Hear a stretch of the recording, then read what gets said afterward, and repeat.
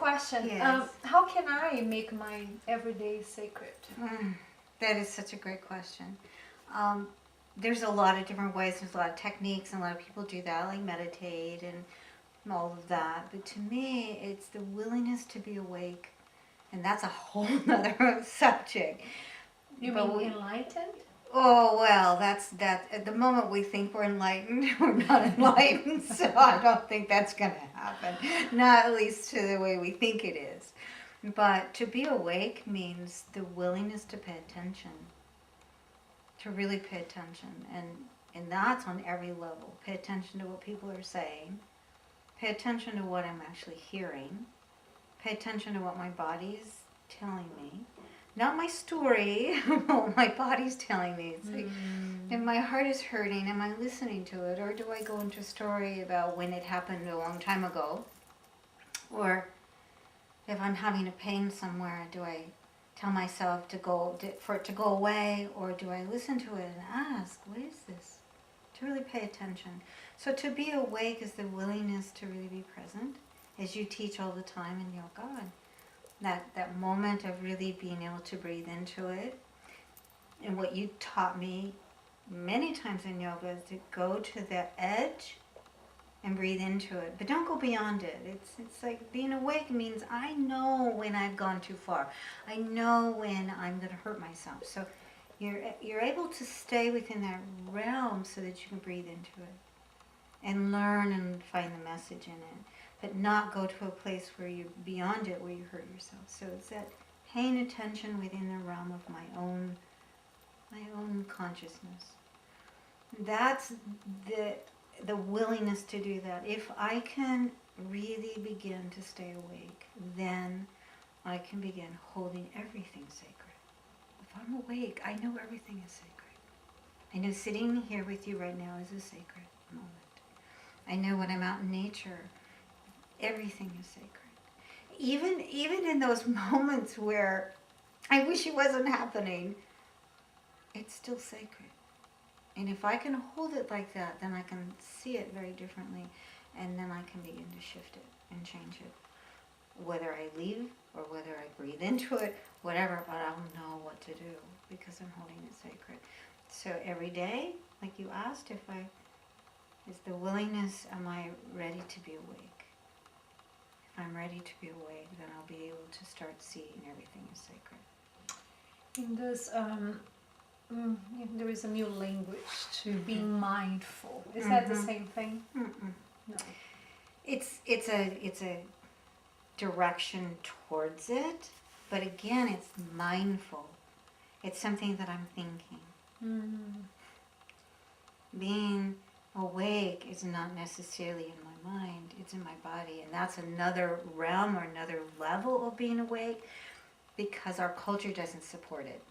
Like we were talking about before, if I'm really awake, it is the life force energy is moving through me and I feel everything, and that's intense.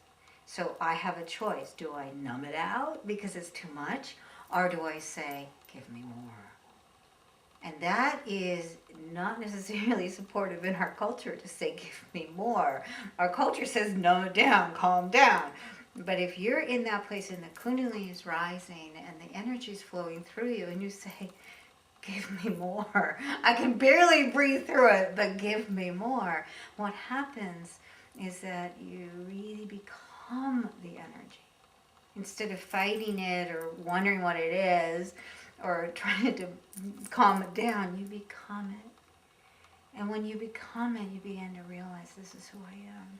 I am this energy. I am this life force. I am this love that's moving through me. I am that. And then what happens is I'm not afraid anymore. And so that's the deepest realm of awakening. Because when I'm awake, I feel everything. And then you are more aware of others. Oh, that's what it is. If you're awake, you're aware of everything. Everything.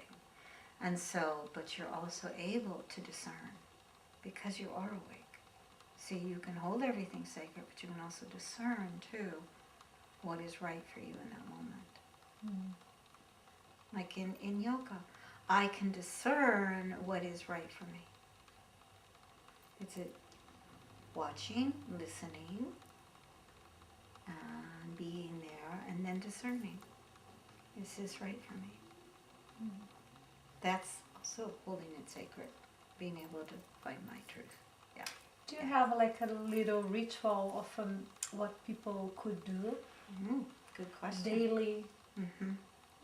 Everybody's different. Something will open and someone different than in the other, but an idea of what people could do to make their day a little more connected to spirit. It's some of what I've just said, because if you are willing, the beginning, the willingness to say, I'm going to listen. So, what am I listening to? This is an awareness again. Am I listening to my head telling me all these stories? Am I aware that I'm doing that? Or am I listening to my heart? And then if I listen to my heart, does it go back into my head telling me a story again? Or am I listening to my body? My body's telling me.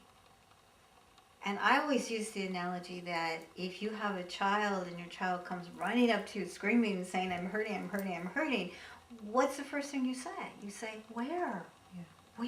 Where are you hurting? If we could do that to ourselves, if all of a sudden I feel depressed or I feel sad or I feel I'm hurting, if I could just say, where? Where am I hurting? And who is hurting? Sometimes when I'm hurting, I'll ask, who's hurting? And I'll hear my inner child say, me, I'm hurting. I'll say, how old are you? I'm 12, or I'm 2. Why are you hurting? That's how we begin to hear ourselves, because that inner voice will say, I'm hurting because someone left me. I'm hurting because I feel alone. Then you go, oh, this feeling I have now started then. It's not new. I have been feeling that way for a long time. So all of a sudden I'm starting to make a connection with myself, a deeper self. So instead of a meditation is a bodytation? Yes, a bodytation. Good word. We're going to coin that for you. Bodytation. I like that. Title of your new book. Yeah, because it is. It's meditation often. We will leave our bodies and we will have these wonderful experiences. It doesn't mean that it's bad, but people will practice that and they go off on some place. But they come back and the pain is still there. So why not just go to the pain?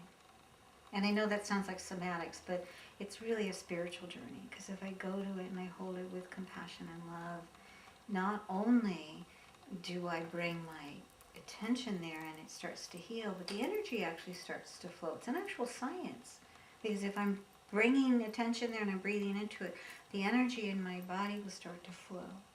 And it brings more oxygen to my brain and brings more healing to my body. Yeah, it's interesting, like you said, sounds like somatic, but this is brings me to a question I had also. It feels like everything that is coming up, coming forth, is springing from some source that was here before. So something like somatics or any kind of healing comes from more ancient form and source. Yes. So I wanted to ask you, what is the importance of honoring the ancient? So having one foot into what is the new, evolution, seeing the modern coming in, but the importance of honoring the ancient and tradition. Yes. Well, I don't think there is anything new. I think we put names on things. It's like things that I was taught from my teachers had no name for it. They just did it. And then there's the new age now that puts names to these things, which is kind of strange, because I'll see things happening that were happening 40, 50 years ago in my life, and they're saying they created it or it's new, and I'm like, no, you just put a name to it, because nothing's new. There's nothing new. Humans from the very beginning of time were noticing what they were feeling. They had to, or they wouldn't have survived. They just didn't have the language for it. If they hurt themselves, they said, ouch. They didn't go into a story. They said, ouch. They were there present with themselves, so they would survive. If they were afraid, they knew what to do. They didn't talk themselves out of it and go into a story. They acted from that authentic place within them and ran when the lion was chasing them. Yes. Yes. They didn't like talk themselves out of it that there's no lion there.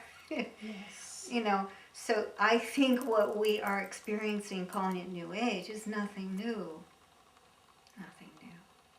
It's just hopefully there's more people on the planet, but hopefully there's more people starting to awaken so that they can understand this more. Well, maybe it's new because it was wiped out for a moment. Yeah. For a period, forgotten. Yeah, forgotten. Not cared for, not nurtured. So now it's new. Mm-hmm. Okay, some people coming to yoga classes. Oh, this is new. But what is happening is just like turning them That's right. towards themselves. That's exactly what it is. It's not new, but yet it feels new. For them, it's new. Yeah. Because they may never have experienced it. Globally and consciously, it's not new. But for that person, it's new. Yeah. Because they were never given permission to feel. Yeah. Then from the new into the ancient. What is the way back? I mean, how can one turn into from the new into the ancient? It's all the things that I was saying. It's listening, holding sacred to those that we respect. Listen to what they're telling us.